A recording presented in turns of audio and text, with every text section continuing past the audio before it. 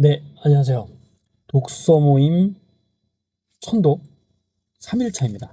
밤과 나침반이고 있어요. 하와이 데저트님 책이고요. 온라인 긍정학원 독서 모임 천독을 한 지는 현재 571일차 제가 남긴 영상입니다. 이번 시간은 72페이지고요. 내가 설계한 부자의 미래를 현실로 만드는 방법이 나와요. 되게 재밌는데 가장 끝부분부터 한번 읽어볼게요. 뭐가 나오냐면 여기 있네요. 그 순자산을 어떻게 높일 수 있을까요? 라고 질문을 해요. 그 다음에 단순하지만 강력한 네 가지 사례가 있습니다. 라고 합니다. 그 네 가지는 바로 첫 번째는 소득, 두 번째 저축, 세 번째 투자, 네 번째 간소화입니다. 첫 번째 소득을 점검해야지 된다고 해요. 이건 하브에커, 백만장자 시크릿의 하브에커가 하는 말인데 부의 척도는 근로소득이 아니라 순자산입니다. 라고 말을 하면서 내가 얼마를 벌든 상관없어요. 그래서 내가 소유한 모든 것의 금전적인 가치를 현금과 주식, 채권, 부동산, 사업체가 있을 경우에는 사업체의 현재 가치, 집이 있을 경우에는 집의 가치, 포함해서 소유한 재산의 가치를 모두 합산하고 거기에서 부채를 뺀 금액이 순자산이래요. 그런데 사실 이게 의미가 있을까요? 그러니까 만약에 지금 우리가 일반적인 그냥 직장인이라면 이게 의미가 있을까? 라는 생각이 듭니다. 그런데 일단 한번 해보세요. 네, 그러면 의미가 있을 겁니다. 이게 무슨 소리야 이러는데 사실 저는 이렇게는 딱 한 번 해봤어요. 재무제표라는 걸 만들어봤어요. 집안의 재무제표. 생각보다 깜짝 놀랐습니다. 와, 내가 이렇게 월 마이너스로 생활하고 있구나. 저는 뭐 그렇게 무리 없는 줄 알았어요. 근데 이렇게 한 3, 4년만 살면 네, 저희 집안은 풍비박산 날 것 같더라고요. 그때 다시 정신을 차리고 리밸런싱을 했죠. 네. 아무튼 그다음에 두 번째는 먼저 떼어놓는 습관을 해야 된다. 이거는 뭔가 저축을 먼저 조금 10%라도 먼저 해보자 이런 거고. 세 번째는 그러니까 두 번째가 뭐였죠? 두 번째가 저축 그리고 세 번째가 투자인데 돈이 나 대신 일하게 하는 투자를 활용해야 한다라고 말을 해요. 이게 무슨 말이냐면 음 제가 경험해 보니까 그래요. 저는 이거밖에 경험 안 해봐서 이런 이야기밖에 못 하는데 세 가지 지읒입니다. 첫 번째는 집, 그다음에 두 번째는 직원, 세 번째는 증권이에요. 어, 가장 쉬운 건 집이었어요. 집을 일단 무조건 삽니다. 좋은 위치에 있는 거. 그냥 호갱노노에 별표 있는 거 사시면 돼요. 대출을 풀로 받으셔도 돼요. 왜냐면 그 집은 5년 뒤에 여러분이 산 거보다 1.5배가 무조건 올라 있어요. 대부분 그렇습니다. 앞으로도 그럴 거고요. 10년 뒤에도 그럴 거고, 제 자녀가 집을 샀을 때도 그럴 거예요. 네. 그거는 인플레이션까지 말하면 설명이 쉬워지는데, 여기서 다룰 내용은 아니니까. 그래서 집을 사고 한 5년 지나면 그 집에서 대출을 받아서 내가 투자를 할 수도 있고요. 그 집을 다시 다운그레이드 하거나 뭐 전세를 주거나 내가 갑자기 월세로 움직여서 전세를 준 다음에 그 돈 가지고 뭔가 활용을 할 수 있다는 거예요. 그럼 그 돈을 다시 불릴 수 있어요. 네. 직원에게 월급도 줄 수 있고요. 그 다음에 증권을 사가서 투자를 불릴 수 있고요. 여러분이 부채를 두려워하실 텐데 그렇게 집이 오른다는 믿음이 생기잖아요. 그럼 그 부채가 두렵지가 않아요. 네. 정부가 세계 각국이 뭔가 채권을 찍어내잖아요. 30년 만기 채권, 막 100억 달러, 막 1000억 달러 이렇게 찍어냅니다. 그런데 이 정부는 무슨 믿음이 있죠? 나는 또 부채를 찍어내면 돼. 그리고 돈의 가치는 떨어질 거라는 믿음이 있어요. 왜냐면 자기들이 찍어내면 자기들이 떨어지니까. 똑같아요. 왜냐면 수도권에 별표 표시가 된 호갱노노의 아파트를 사면 오를 거란 믿음이 있으니까 거기서 돈을 일정 부분 빼서 써도 된다는 거예요.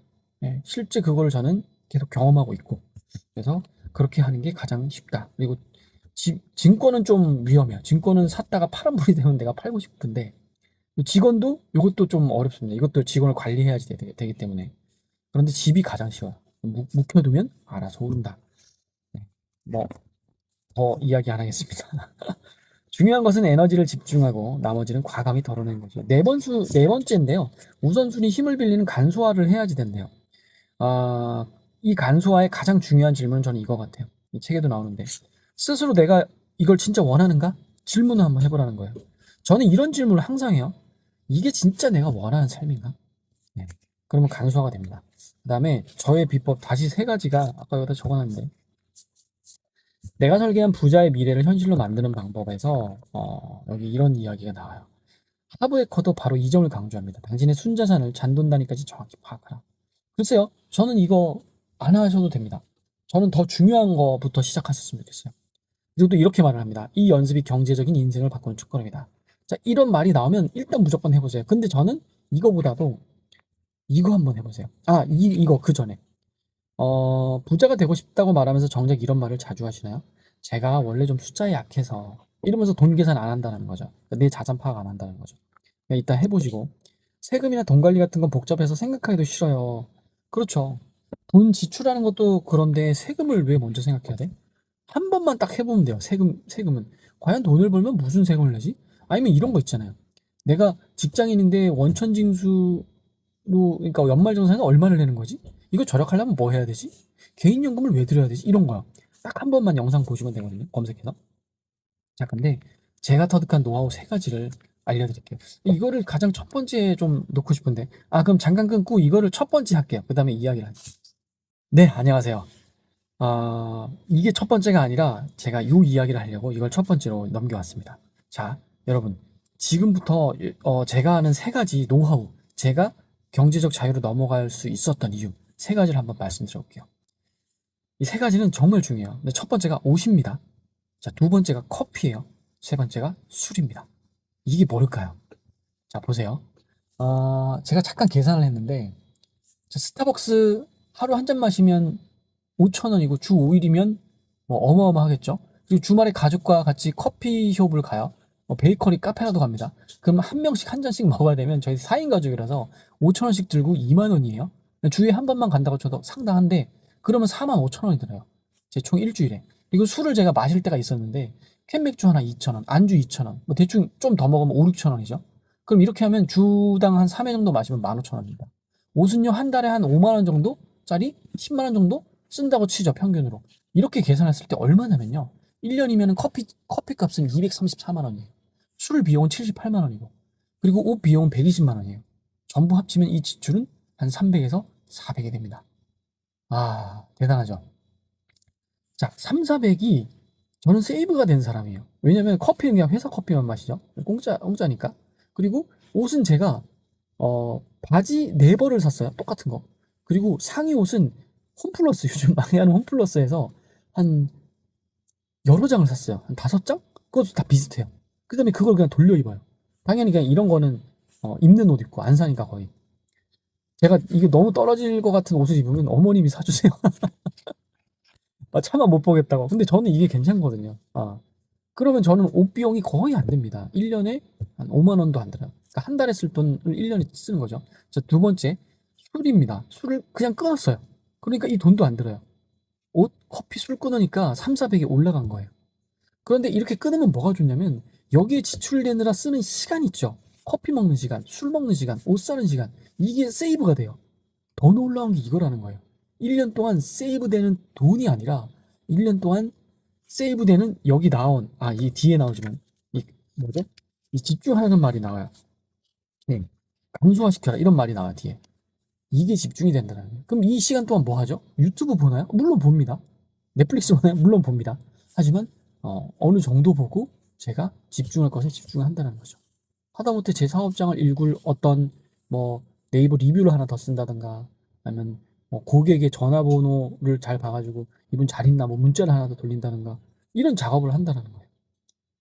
저는 쉬는 게 아닌 사람이 되었지만 네, 저는 이렇게 영상 남기는 게 쉬는 거예요.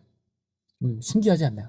아무튼 저는 일반인 직장인에서 지금은 직장인 플러스 부업을 하고 있는 사업가로서 물론 그 사업은 제가 그 직장 다닐 때는 저희가 또 아시는 가족들이 다 경영을 해줘요. 제가 하는 건 아니죠. 하지만 초기에 제가 다 읽어놨고 시스템을 다 만들어놨어요. 제가 하려고 했던 얘기는 이 책에 내가 설계한 부자의 미래를 현실로 만드는 방법에서 부자가 될 수 있다고 믿는가? 일단 믿어보시고 여기서 잔돈 단위까지 내 자산을 정확히 파악하라고 해요.